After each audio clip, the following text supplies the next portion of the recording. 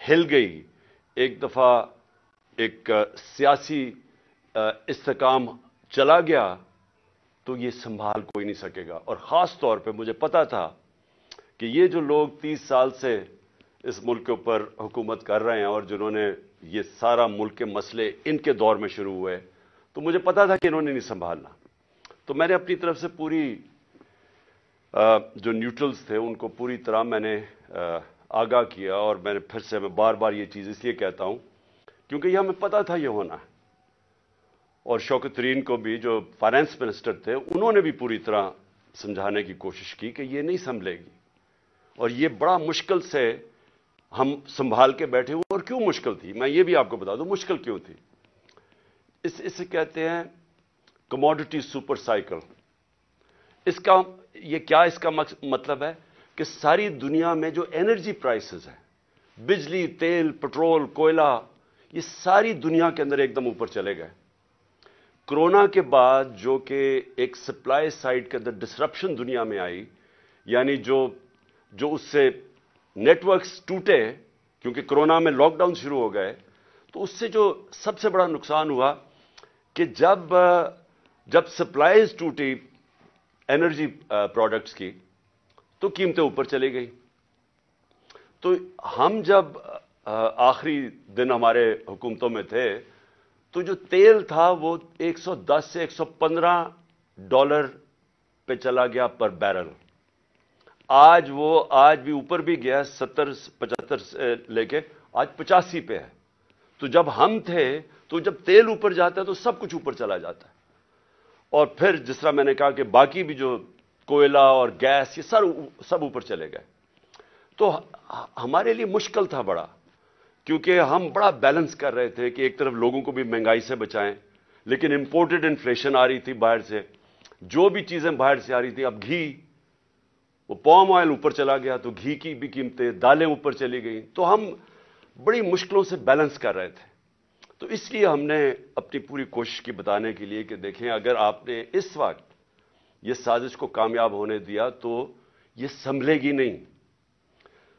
तो आज मुझे बड़ा अफसोस से कहना पड़ता है कि हम अब उधर चले गए हैं कि मैं नहीं कह रहा, ये माइशत के एक्सपर्ट से आप पाकिस्तान में पूछ लें, बल्कि बाहर भी जो मजमून लिखे जा रहे हैं पाकिस्तान पे, फाइनेंशियल टाइम्स में अभी पाकिस्तान के ऊपर मजमून आया है, सारे अब एक बड़ा खौफनाक और खतरनाक पाकिस्तान की एक पिक्चर बता रहे हैं कि हम जा किधर रहे हैं। अब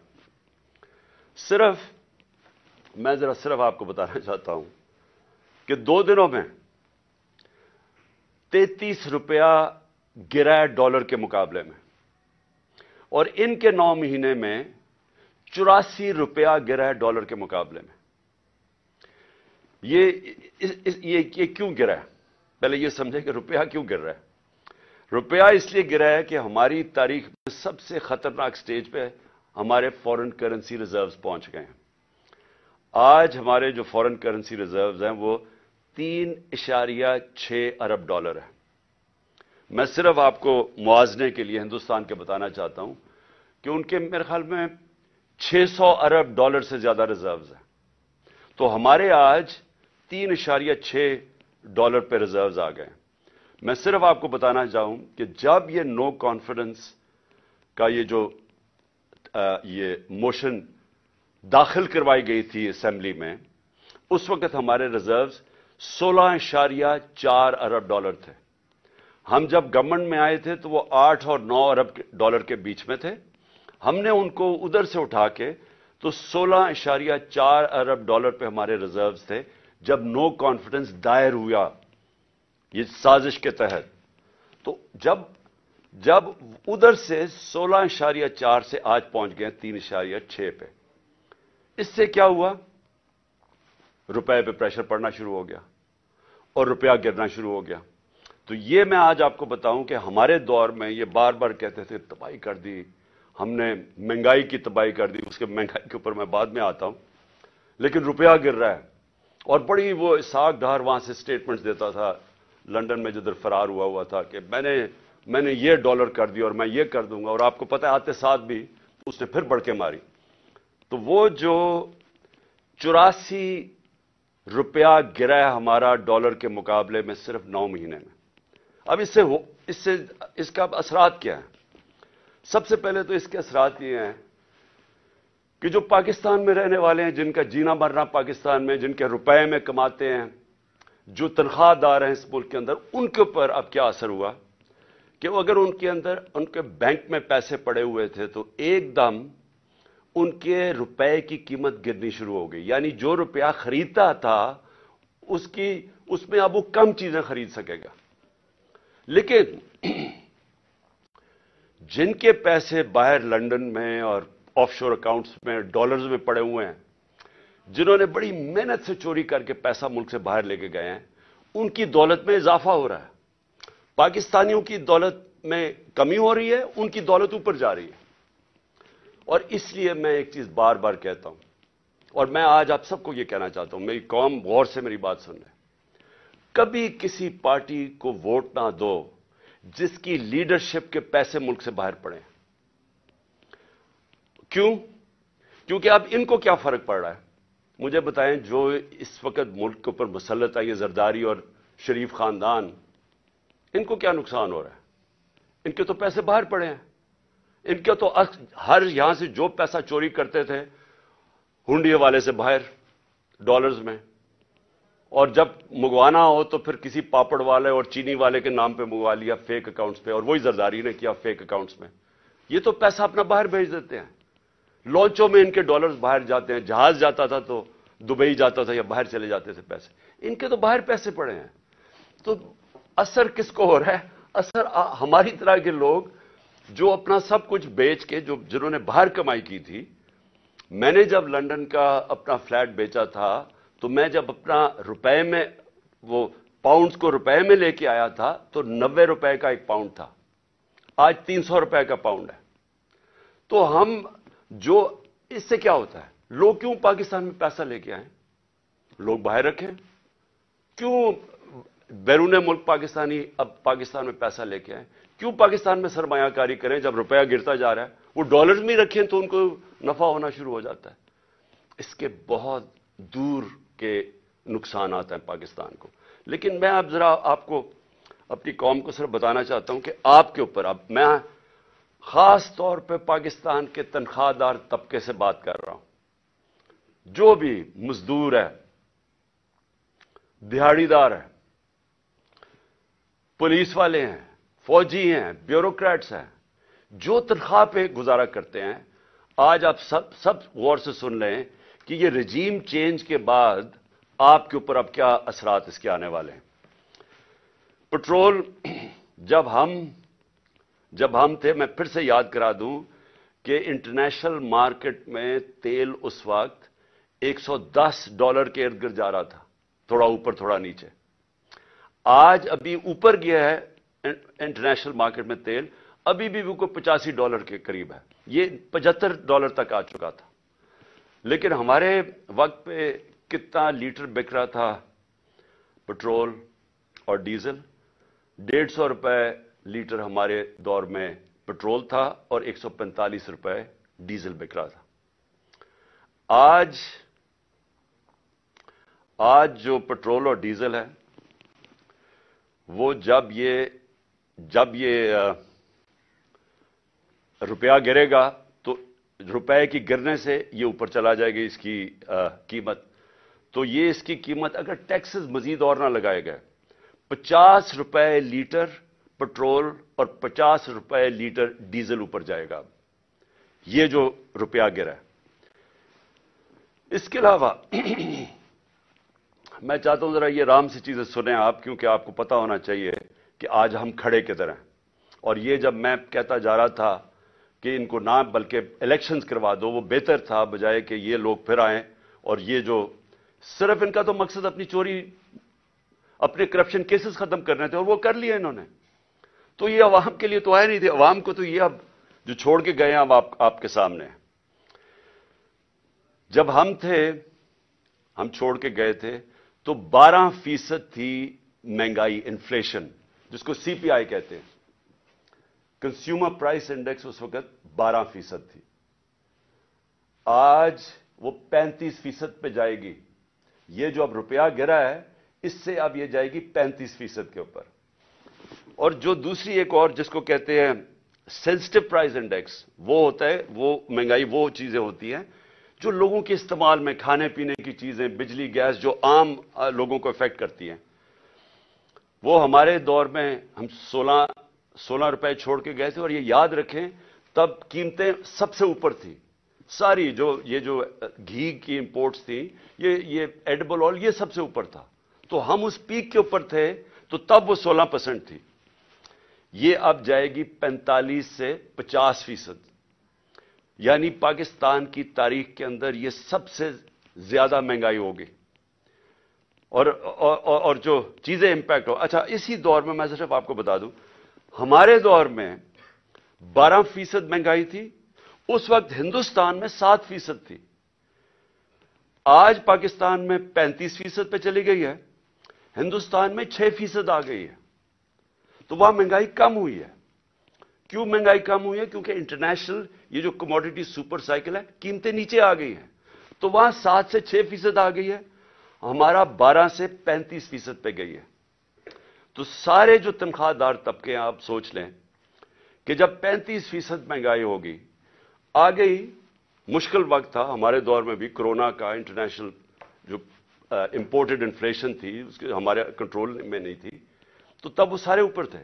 تو اب تو وہ نیچے آ رہے ہیں، لیکن پاکستان کے اندر آج مہنگائی بڑھتی جا رہی ہے. اور پھر سے جو تنخواہ دار طبقہ ہے وہ سب سے زیادہ اس سے متاثر ہوگا. جو میں عام آدمی کی اب بات کرتا ہوں، میں باقی لمبی چیزوں کے اوپر نہیں جاتا، لیکن میں صرف ایک عام آدمی جس کی بنیادی ضروریات آٹا ہے، ایک عام گھرانہ ہے، جو ہم نے اندازہ لگایا ہے کہ ایک عام گھر ہے، اس کے اوپر جو اب آٹے کا خرچہ آئے گا، کیونکہ ہمارے دور میں آٹا تھا، آٹا گیا ہمارا 60 روپے، اور آج وہ گیا 150 روپے پہ. یعنی تقریباً 2.5 گنا سے بھی تھوڑا زیادہ. تو آٹا جو عام لوگ، ایک ہم نے اندازہ لگایا، اب 18,000 روپیہ صرف ایک گھر صرف روٹی لینے پہ خرچ کرے گا. تو کمائی صرف جائے گی ان کی، جو بھی پیسہ کمائیں گے 18,000 روپے ادھر. جو عام آدمی استعمال کرتا ہے پیاز، ہمارے دور میں 44 روپے کلو تھا، آج وہ چلا گیا 230 روپے کلو. تو اگر روٹی آ بھی گئی تو اس کے لیے، پیاز کے لیے آپ کے سامنے، اور مرغی دگنی ہو گئی. اب بجلی پہ آ جائیں. دیکھیں بجلی جو ہے نا، یہ آپ سمجھ جائیں کہ یہ اب آ گئی. جو بجلی کے بل ہیں، لوگ پہلے سے شور مچا رہے تھے، ہمارے دور میں بھی لوگ شور مچا رہے تھے، کیونکہ بجلی سب کو افیکٹ کرتی ہے. تو ہمارے 16 روپے یونٹ بجلی تھی تب، آج 36 روپے یونٹ ہے. لیکن اب اس کے یہ جو روپے گرنے کے بعد یہ پہنچ جائے گی، اس میں 8 روپے یونٹ مزید اضافہ ہوگا. گیس 47% گیس کی قیمتوں میں آپ اضافہ ہوگا. اور ایک یہ سوچ رہے ہیں، ان کو کہا جا رہا ہے کہ آپ پچھلی جولائی سے گیس کی قیمتیں وصول کریں، 47% بڑھا کے ان کو وصول کریں. اس کا امپیکٹ عام لوگوں کو تو میں نے بتا دیا آپ کے اوپر کیا ہوگا، لیکن میں اب آپ کو بتاؤں کہ اس کا امپیکٹ پوری معیشت کے اوپر کیا ہوگا. سب سے بڑا اس کے اوپر امپیکٹ ہوگا پاکستان کی گروتھ ریٹ. یعنی جو دولت میں اضافہ ہوتا ہے، جس کو گروتھ کہتے ہیں دولت میں، وہ اس پہلے گر رہا تھا. انڈسٹری بند ہو رہی تھی، کسان متاثر تھا. کسان نے صرف یوریا کے اوپر، ہم نے کیلکولیٹ کیا ہے کہ یوریا کی جو قیمت بڑھی ہے، 60 ارب روپیہ کسانوں کا گیا ہے صرف اضافی یوریا کی قیمت پہ. یہ جو گندم کی فصل اگانی ہے، جو اگائی تھی انہوں نے، یہ جو ابھی کٹے گی مارچ اور اپریل میں، 60 ارب روپیہ صرف گندم اگانے کے لیے یوریا پہ ایکسٹرا ان کو اضافہ اس کی مہنگائی کی وجہ سے افیکٹ ہوا ہے. ہماری انڈسٹری بند ہو رہی ہے. آج پاکستان کے اندر بے روزگاری بڑھ رہی ہے. بے روزگاری اس لیے بڑھ رہی ہے کہ انڈسٹریز، ایکسپورٹ انڈسٹری، وہ ساری متاثر ہو رہی ہیں. پاکستان کی ایکسپورٹس گر رہی ہیں. کیونکہ انہوں نے جو پالیسیز بنائی را مٹیریل بند کرنے کی سوچے سمجھے بغیر، اس سے متاثر ہوگی ایکسپورٹس. ریمیٹنسز جو باہر سے ڈالرز آ رہے تھے وہ کم ہو گئے کیونکہ اتنا بڑا گیپ ہو گیا تھا اس میں. ایک تو وجہ انہوں نے اس لیے کم کیا ہے، اس لیے انہوں نے یہ روپے کو گرایا. یہ ہے جی، میں صرف باقی چیزوں پہ آنے لگا ہوں، لیکن یہ ہے پاکستان کی اکنامک سروے. یہ ہر سال گورنمنٹ جو معیشت کے اوپر ایک ڈاکیومنٹ بناتی ہے. مئی کے اندر یہ ڈاکیومنٹ پبلش ہوئی ہے، یعنی کہ اس حکومت نے یہ ڈاکیومنٹ بنائی ہے اکنامک سروے. یہ ذرا اکنامک سروے آپ کھول کے دیکھ لیں. اس میں آپ کو جو چیزیں نظر آئیں گی کہ اپریل میں پاکستان مارچ اپریل میں کدھر کھڑا تھا. آپ کو حیرت ہوگی کہ اس سب کے کرونا کے باوجود 2 سال کرونا، انٹرنیشنل پرائسز سب سے زیادہ اوپر، جس کو میں بار بار کہتا ہوں energy prices, commodity super cycle, وہ سب سے زیادہ. اس کے باوجود اس رپورٹ میں پاکستان کی چوتھے سال میں 6% گروتھ ریٹ ہوئی، 6% پاکستان کی اکانومی بڑھی. آج یہ جو میں آپ کو بتا رہا ہوں، یہ 0 سے بھی نیچے چلی جائے گی، یہ منفی میں چلی جائے گی گروتھ ریٹ. ابھی جس طرح انڈسٹری بند ہو رہی ہے، جس طرح کسان متاثر ہو رہا ہے، جس طرح ہماری سروسز امپیکٹ ہو رہی ہے، ساری بزنس سلو ڈاؤن ہے، تو یہ تو اب بالکل نیچے چلی جائے گی. اس کا کیا امپیکٹ پڑے گا؟ روزگار کے اوپر. ہماری ایک نوجوان آبادی ہے. مجھے بڑا فخر تھا کہ ہمارے دور میں 18 لاکھ نوکریاں ہم ہر سال مزید بڑھاتے تھے، اور ہم نے اپنے 3 سال میں 55 لاکھ نوکریاں بڑھائیں. میں پھر سے کہتا ہوں، یہ کرونا کا دور تھا، جب لاک ڈاؤن کا دور تھا، اس میں ہم نے 55 لاکھ نوکریاں بڑھائیں. ابھی صرف ٹیکسٹائل والوں سے پوچھ لو، باقی چیزیں چھوڑیں، صرف ٹیکسٹائل انڈسٹری سے پوچھ لو کہ ان کو کتنا نقصان ہوا ہے، ان کی کتنی زیادہ بے روزگار ہوئے ہیں صرف ٹیکسٹائل ورکرز.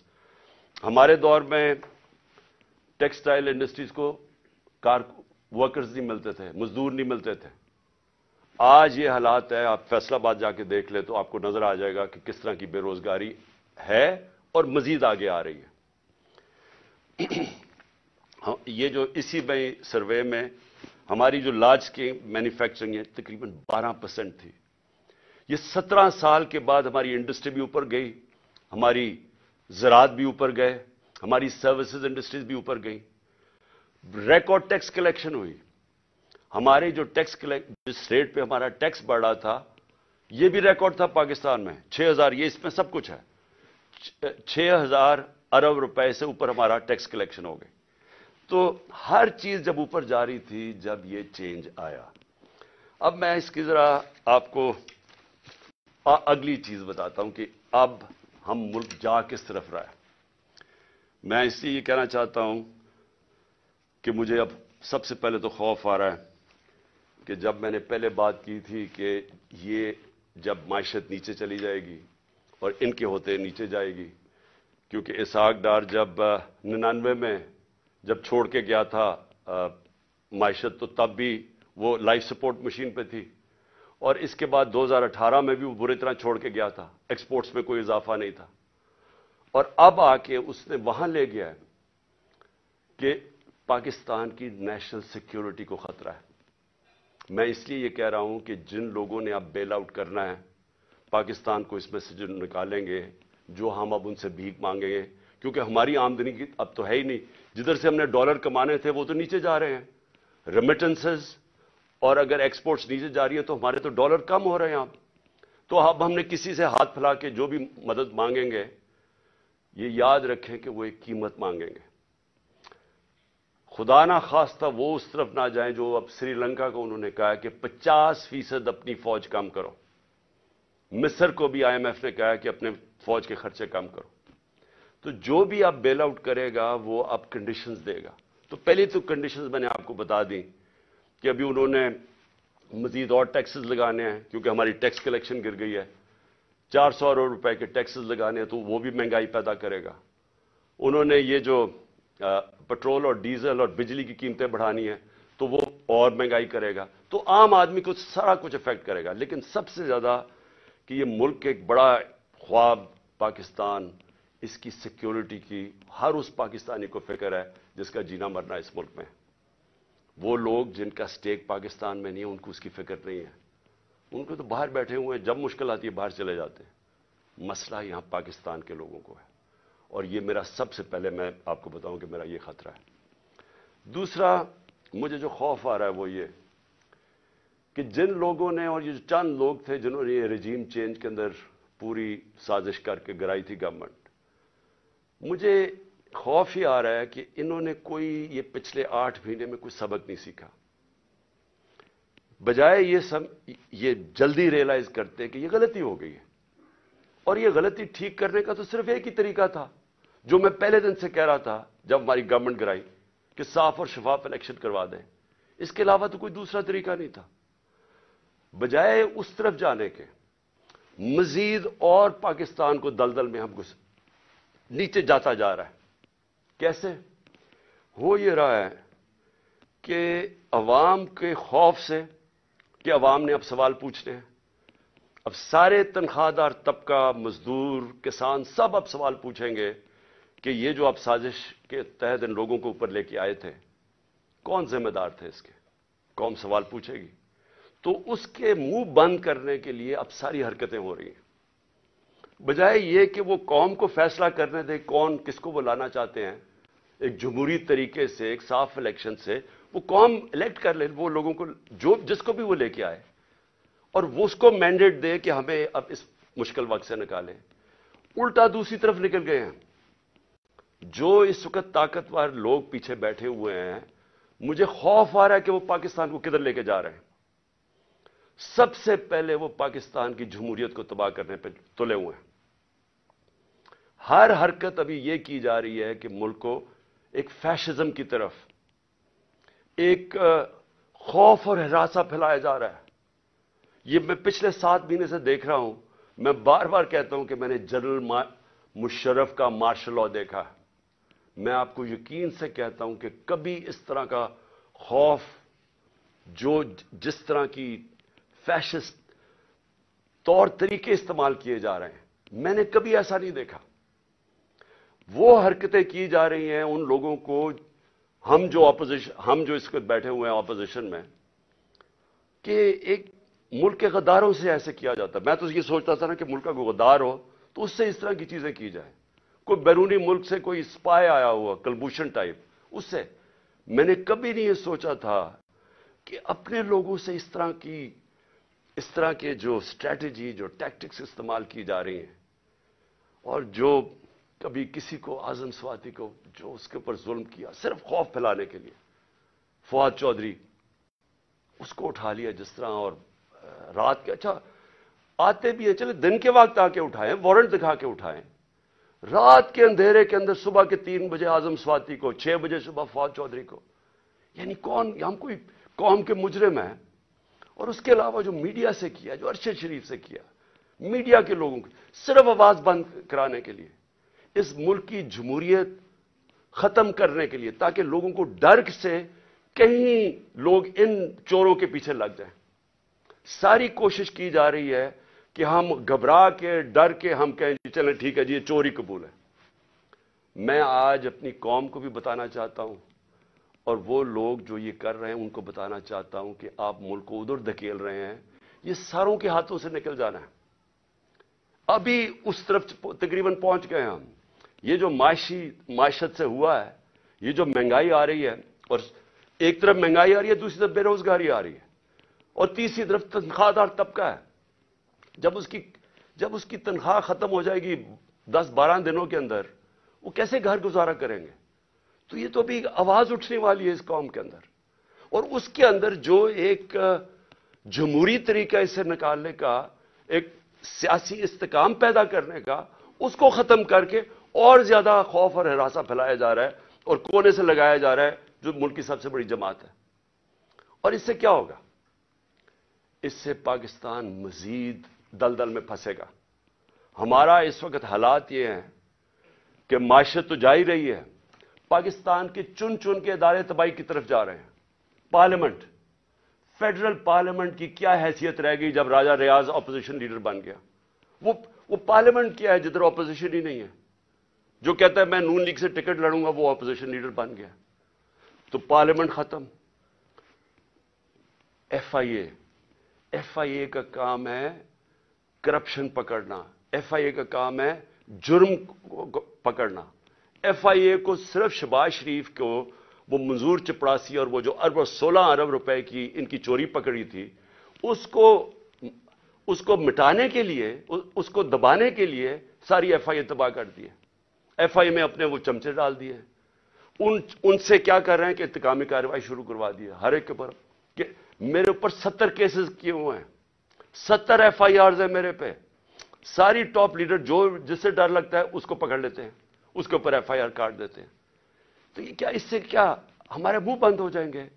इससे क्या मुल्क ठीक हो जाएगा? एफआईए, नैब जिसने हमारे दौर में 480 अरब रुपया रिकवर किया था 3.5 सालों में मुल्क के लिए, 480 अरब रुपया। आज 1100 अरब रुपया जो नैब ने रिकवर करना था वो माफ करवा दिया चोरों का, और नैब को फिर इस्तेमाल कर रहे हैं। खैर वो तो टूथलेस बॉडी है, उसके तो अपनी चोरी बचाने के लिए उसको भी खत्म कर दिया है। यानी लाइसेंस दे दिया है पाकिस्तान में व्हाइट कॉलर क्राइम को। आज ताकतवर अब चोरी करेगा जो मुल्क से पैसा बाहर भिजवा देता है, नैब की कोई अब ताकत नहीं रहेगी उसको पकड़ने के लिए, सिर्फ छोटे चोर अब पकड़े जाएंगे। हमारी अदलिया, हमारा इंसाफ का निजाम, उसके ऊपर जितना प्रेशर डाला हुआ है, और सिर्फ प्रेशर किस लिए डाला हुआ है कि रूल ऑफ लॉ के लिए नहीं, रूल ऑफ लॉ ना आए उसके लिए प्रेशर डाला हुआ है। और हमारे सामने अभी ये जो केयर टेकर गवर्नमेंट बनी है, मैं इसके ऊपर आना चाहता हूं कि पहले तो कौम को समझ आनी चाहिए कि केयर टेकर गवर्नमेंट का मतलब ही होता है न्यूट्रल अंपायर। ये लेके केयर टेकर गवर्नमेंट इसलिए आए थे कि किसी को ये खौफ था कि जी जो सिटिंग पार्टी इलेक्शन करवाएगी वो साफ और शफाफ इलेक्शन नहीं करवाएगी, और इसलिए केयर टेकर गवर्नमेंट का आइडिया आया। लेकिन मेरा पॉइंट यह है कि क्या ये जो शर्मनाक हो रहा है केयर टेकर गवर्नमेंट के नाम पे, ये कभी पाकिस्तान की तारीख में पहले हुआ है? कभी ऐसा हुआ है कि केयर टेकर गवर्नमेंट हमारे बदतरीन मुखालिफ को वहां बैठा दिया, यहां भी और पख्तूनख्वा के अंदर भी? वो भी जब आप कैबिनेट देखें तो उसका तहरीक इंसाफ, सारे जो एंटी तहरीक इंसाफ है वो वहां कैबिनेट में आ गया, और यहां इसको बैठा दिया, और आते साथ ही कार्रवाइयां शुरू कर दी हैं जो फवाद चौधरी से की है, और बाकियों के ऊपर अब एफआईआर बना रहे हैं। क्या ये है न्यूट्रल केयर टेकर? यानी कोई कौम को इतना बेवकूफ समझा हुआ है कि आप एक तरफ न्यूट्रल अंपायर खड़ा कर रहे हैं और बदतरीन हमारे मुखालिफ यहां खड़े कर दिए लाके। और फिर केयर टेकर गवर्नमेंट क्या करती है? मैं एक केस सिर्फ बताना चाहता हूं, ये जो जेआईटी का।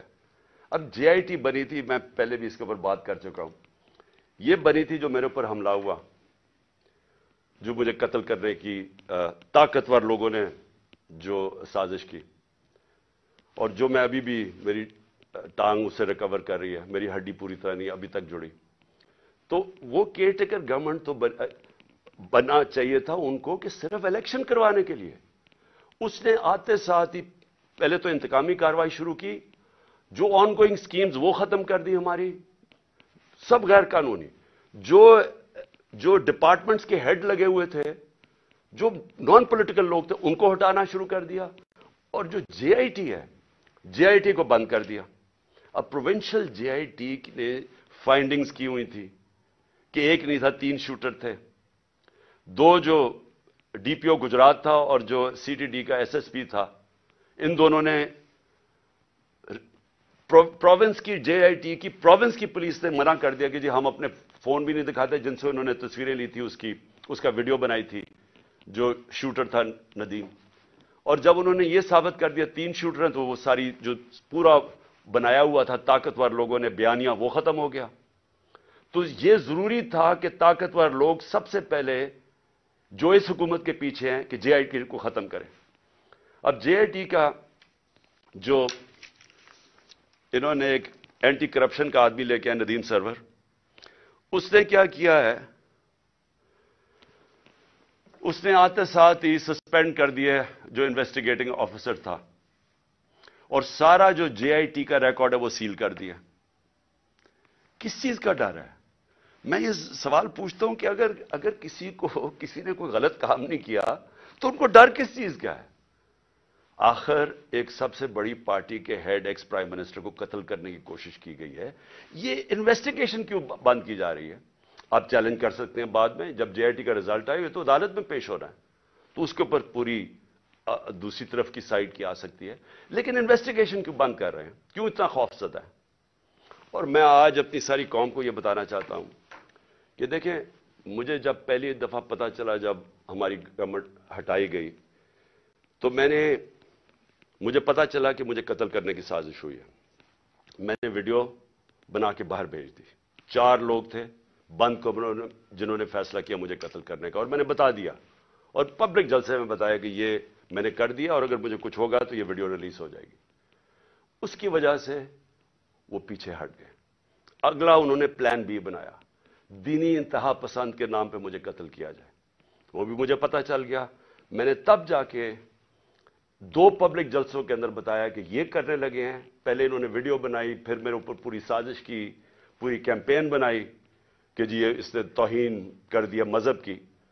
وہ پوری سازش چلی اور اس کے بعد میں نے پہلے بتایا اور پھر انہوں نے تقریباً کامیاب ہو گئے تھے.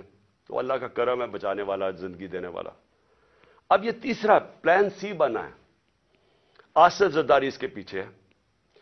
کرپشن کا پیسہ اس کے پاس بے تحاشا ہے.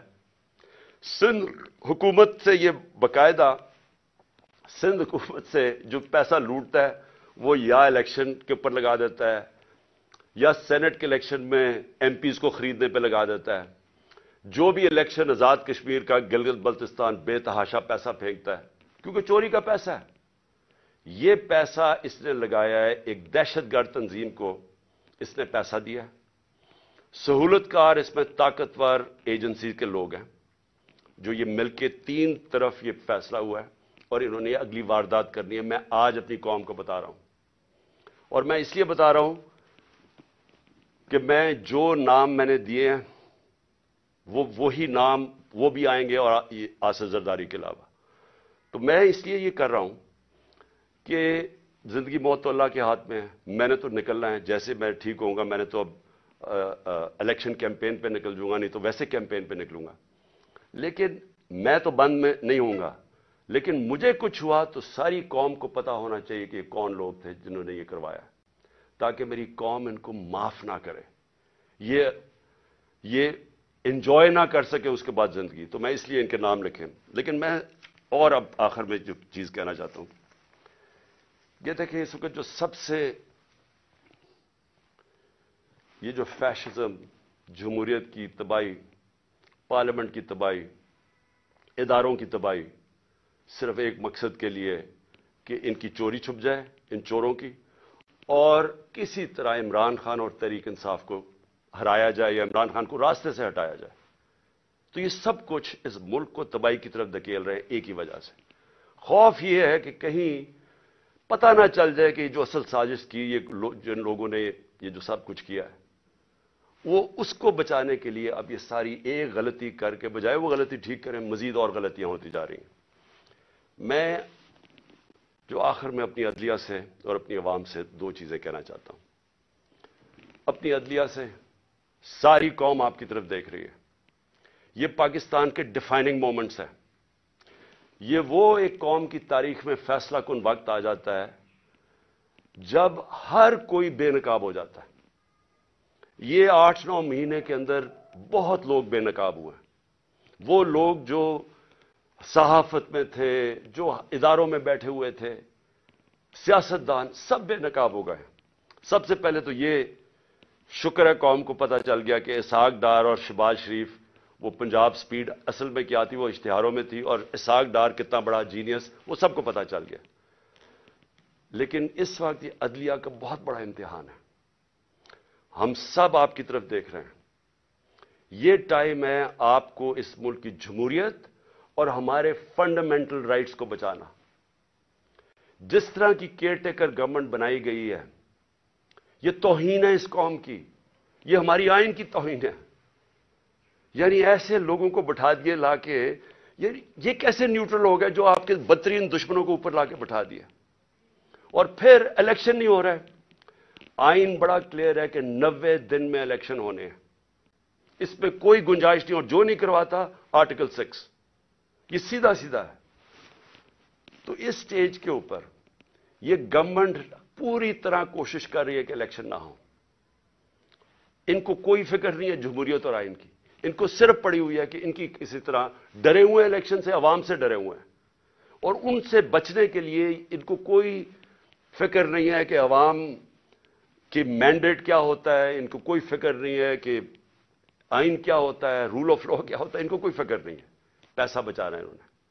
اور انہوں نے, میں آج آپ کو کہہ رہا ہوں, جیسے ہی مشکل وقت آ گیا باہر بھاگ جائیں گے ملک سے, کیونکہ ان کے سٹیکس پاکستان میں نہیں ہیں. تو جن کے سٹیکس پاکستان میں ہیں, میں اپنی عدلیہ سے کہنا چاہتا ہوں کہ ہم آپ کی طرف دیکھ رہے ہیں.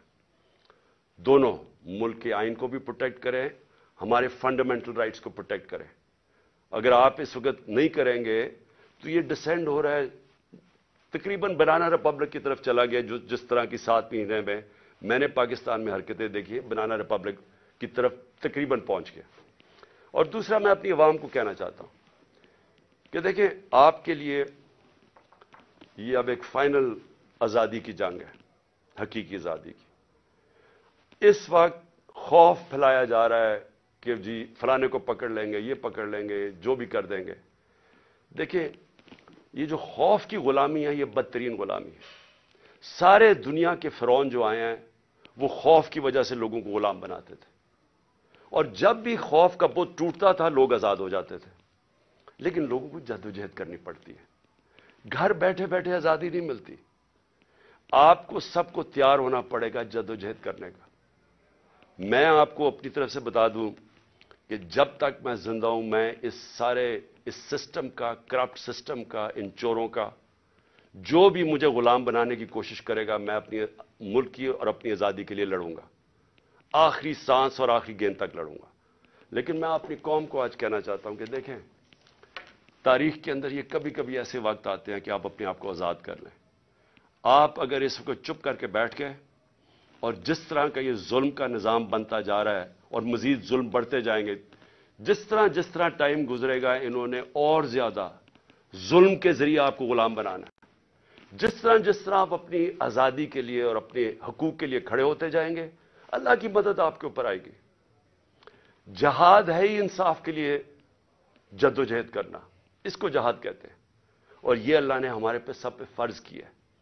تو میں آپ سب کو آج اپیل کر رہا ہوں آپ کے لیے کہ آپ نے آنے والے دنوں میں جس طرح کہ یہ ہمیں کوشش کر رہے ہیں کہ عوام کی آواز بند کرنے کی, ہمیں غلام بنانے کی, آپ نے جدوجہد کے لیے تیار رہنا ہے. میں انشاءاللہ پھر سے آپ کو بتا دوں کہ میں اس کے لیے پوری طرح تیار ہوں. میں آخری دم تک کھڑا ہوں گا, اور آپ نے اس ملک کے مستقبل کو بچانے کے لیے آپ نے کھڑے ہونا ہے. معیشت کا آپ نے دیکھ لیا حالات, آپ نے دیکھ لیے کہ یہ جس طرح کی مہنگائی, 50 سال میں ایسی مہنگائی نہیں آئی جو اب آئی ہے, اور مزید ابھی اور آگے آئے گی. اور یہ صرف یہ سمجھ رہے ہیں کہ اگر آپ کو ڈرا دھمکا دیں گے اور میڈیا کے پیسے دے کے چند لوگوں کو اپنے ساتھ ملا کے, تو اس طرح بھیڑ بکریوں کی طرح آپ کو دبا دیں گے, یہ اس کے پر امید لگا کے بیٹھے ہیں. انسان کے حقوق ہوتے ہیں, جانوروں کے حقوق نہیں ہوتے. انسان اگر اپنے حقوق کے لیے نہیں کھڑا ہوتا تو وہ جنگل کا قانون بن جاتا ہے اور وہ جانوروں کا نظام آ جاتا ہے. تو مجھے امید ہے کہ میں آپ تیار رہیں. آنے والے دنوں میں اگر انہوں نے ہمارے پہ ظلم کیا, ہم سب کھڑے ہوں گے. میں آپ کے ساتھ کھڑا ہوں گا. چند ہفتے, زیادہ سے زیادہ 2 ہفتے انشاءاللہ میں کھڑا ہو جاؤں گا, اور میں انشاءاللہ پھر نکلوں گا. پاکستان زندہ باد.